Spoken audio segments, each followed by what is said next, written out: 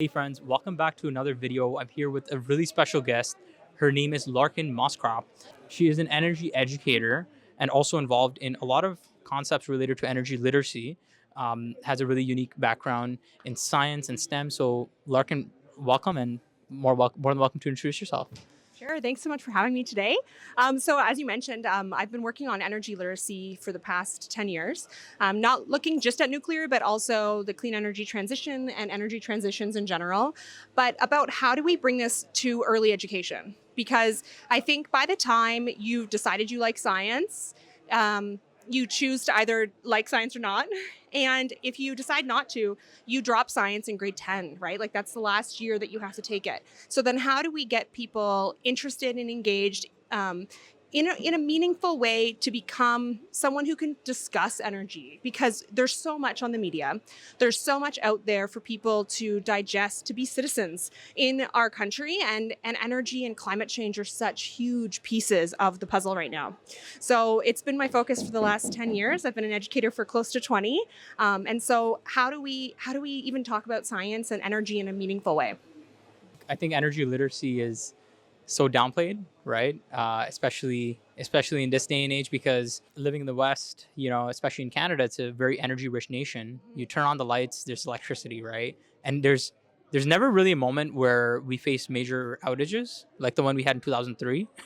And so, tell me a little bit about the importance of energy literacy in our young generation. So I think that's actually a good point that you touched on, is that we don't have the outages. And so people aren't necessarily aware of how that's going to impact them. And in North America, we have a lot of energy, but as we move towards clean energy sources, that's going to dramatically impact how our world works, but also the cost of it, how we move and transition. What does that look like for the economy in general? And getting kids to even learn something like energy efficiency. What's the role of efficiencies and conservation? And I think that's why energy literacy needs to appeal to three things. I'm going to nerd out a little bit. It needs to have an element of fact and knowledge transfer. So we need to understand even what energy is and what the types of energy are. What's clean energy? What's climate change? Those types of things. But it's actually shown in the research and in my experience that there's a big contextual element. And so, in order to be literate in energy, we need to understand how we fit into it. And so, sometimes people don't even understand how, they don't know how that a nuclear plant even exists in their area, but they might not even know how electricity comes. I've been asked many times, well, nuclear's down in southern Ontario. I'm in northern Ontario. I don't get any nuclear energy. Well, electrons don't really work that way. And so, just simple elements of energy and what does it mean for them and what does it mean for their world to not be able to plug in your iPad and have it operate. When it comes to energy literacy or electricity and energy, what are some of the common misconceptions that people come to you with? Like, what are some things that they simply don't have knowledge about or completely misunderstand? So obviously, nuclear is a big one. Just simple things about even how it works or how it plays the role in Canada. I think another one is energy security is something that people don't really understand, and it's become more and more of a topic of conversation. And so, what does that mean, and how does that matter to a kid? Is also another important thing. Honestly, most people don't really understand what energy even is. What does it mean? Most people think of energy as just electricity, and that misses, I'm going to say, close to 70% of the energy within Canada. Thinking about transport, thinking about industrial heat, thinking about processing and development. And we're a resource rich nation. So energy to us is super different than energy in other places. Keeping those aspects in mind, what is your thoughts about the next generation that are growing up? They're faced with some crazy challenges, right? Like climate change. Uh, there's greenhouse gas emissions, net zero. There's all these topics that are up at the forefront, and some very strong mandates that are coming down with strict targets for net zero. Is there a growing interest amongst youth in terms of energy, or are they more focused on other industries outside of energy that contribute to greenhouse gas emissions? The climate action is a huge thing, and a lot of focus of climate action is energy. Although there's so many other elements of it, like agriculture, food, etc. Energy really gets a target, and transportation, I guess. And so, yes, students are interested. They want to know, but it's a fine balance, Asama, because being young means that there's a change that we are actually seeing within our lifetime of like, we're in Ottawa right now and there's no snow.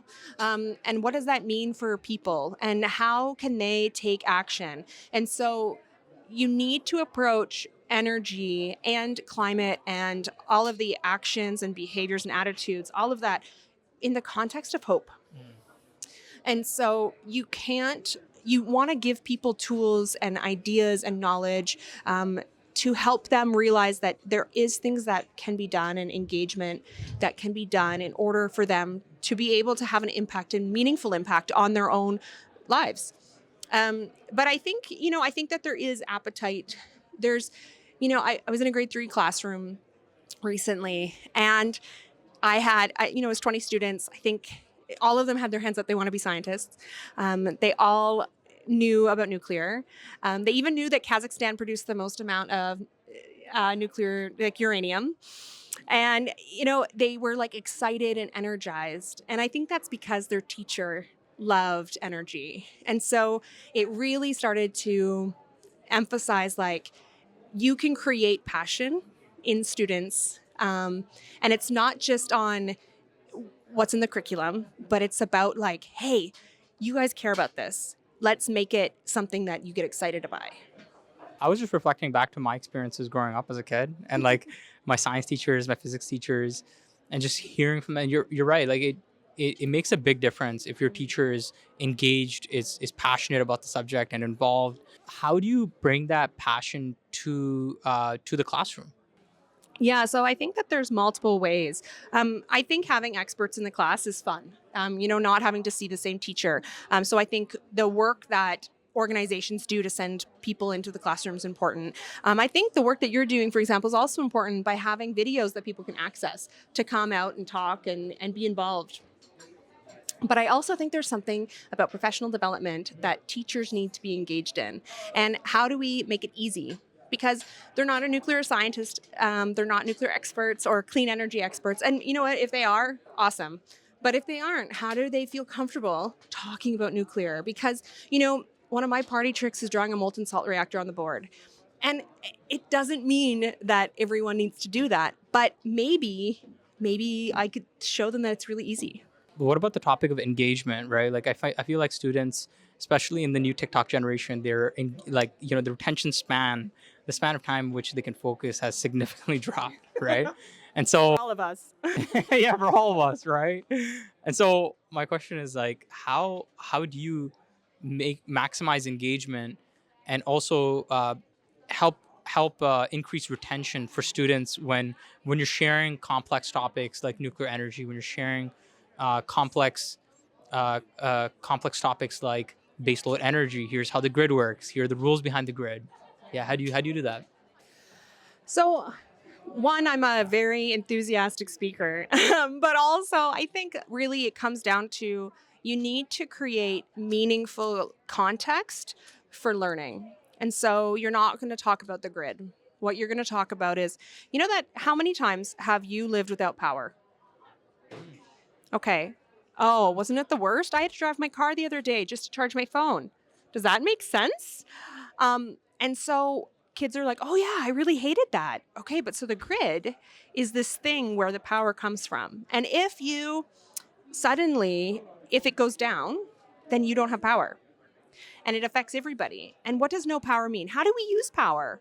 Oh, we use it for this, this, and this. And it's starting for them to see themselves in what you're teaching. And so everyone wants to focus on themselves, right? And so when you have myself, my community, the people I care about, I want them to be okay. And I want them to have what they want to have. And so I care about this topic in that context. And so education is so much about context, and those complex ideas can be simplified to create a context around themselves, their communities, and how it affects them. I love the aspect of bringing relevant context into the picture, because I find that I'm guilty of this as well. But a lot of folks in the industry, they like to start at figures and facts, and I think that's the gold standard, right? Because facts and figures, but when those facts and figures aren't grounded in a context, sometimes it can confuse people or really turn them off. Yeah, and actually, the energy literacy research, it's quite old. This study, it basically was about nuclear, actually, which was great. So I can prove my point very clearly. Is that they did a study where they taught high school students about facts and knowledge, figures, and information, and they took another group and they didn't do any facts, and they just talked about how it mattered to them. And hearts and minds did not change at all for facts. They completely changed in the values and context work. And so it's actually showing that you don't need the facts and figures to get people to think about energy differently, to think about the transitions. And unfortunately, it's something that the nuclear industry does, right? We think about, well, I'm a scientist, I'm an engineer, I'm just gonna give you the facts. But it doesn't actually work that way. And so with children, it's even more so. And so when we really start to think about how we communicate to the youth, I'm talking less than grade 12, it's about how does it matter to them? How is it going to impact them in the future? How are their choices now going to affect us? And as someone in the nuclear industry, I don't really care so much about university students right now, because in 10 years, they're going to already be in their careers. I really care about I want all the kids. I want all the kids to say, I want to be in the energy transition movement because it's meaningful, it's important, and I want to be there. That's a great goal to have in mind. Like start at the get go, right? Start young. Young. Get them while they're young, right? And so I think that's really important to start while you're young, because when you go to a grade 11 or grade 12 or someone that's in first or second year university, they've made such a significant investment, and sometimes they can't backtrack, right? They've really decided, right? And so what's the best year to start teaching kids about energy literacy? Sure. So actually, one of the things I'm doing as part of my PhD is looking at all the curriculums across Canada on where do we even start energy. It ranges actually from grade 1, which is kind of cool, but the focus for almost every province is grade 5, 6, and then again in grade 9, there's a little bit of electricity unit. So grade 5, 6 is a really important year, and I'm gonna tell you why. It's because in grade 5 and 6 is when a mental shift starts to happen in kids, where they no longer just see themselves, they see themselves in community. And so if you can think about that context as being so important in energy literacy, you can see why that year is actually magic. And so when you start to think about technical topics in a social context and in a way where your brain is actually in the position to absorb it, that's where you really can start to see differences.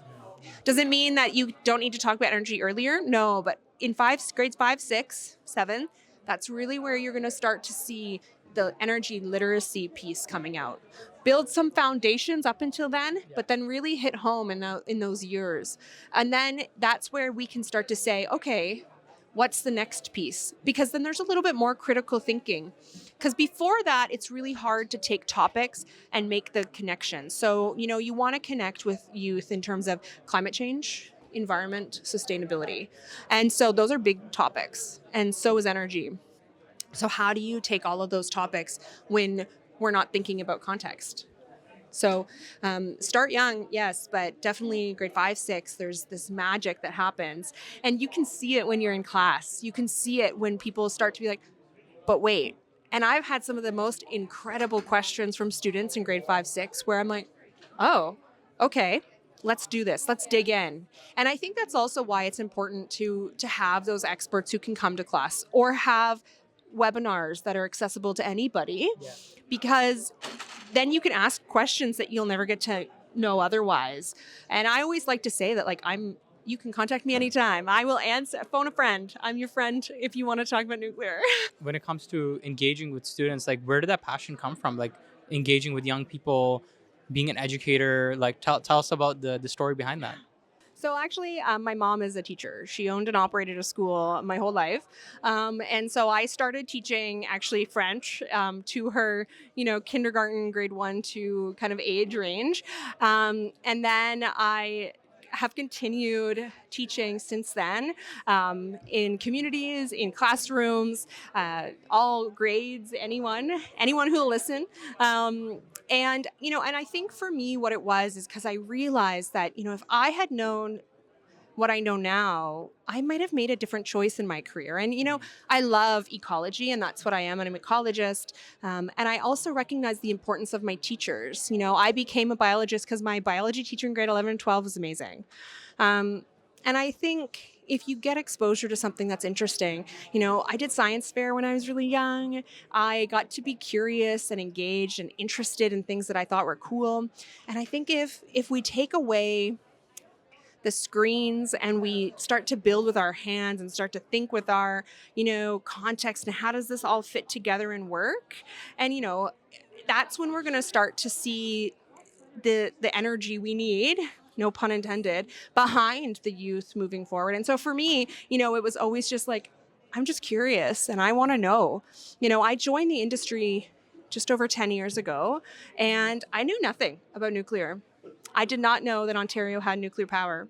And now I know everything I can possibly know about it because I'm just interested and I'm curious. And I think if we can get kids to be curious and inquire, then we have such an opportunity to build this like workforce that we so desperately need.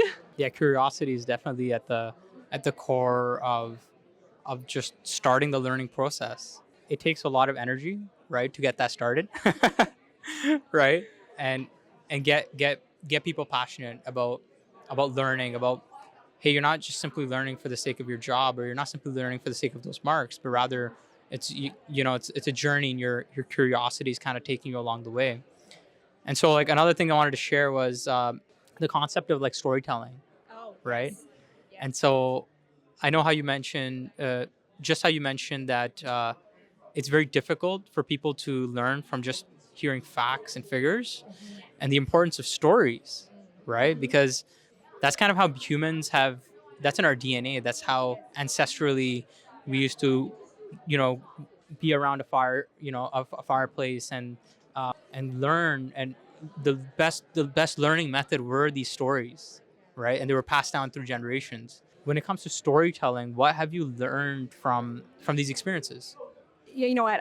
Yes, I can't believe I haven't mentioned storytelling yet because that's been fundamentally the way that I'm proposing we do energy literacy is by inspiring with stories. And so taking information and building something cool around it. Like I was telling a story the other day when I was teaching some people about teaching, and they were like, "We could listen to this forever because you get immersed in this and you'll never forget it after that, right?"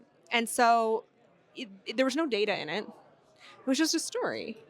And those stories can then be repeated. And I think that's where we struggle with data and facts, like data and facts are on my phone. I can Google it any time. But how it made me feel, that's how stories impact us.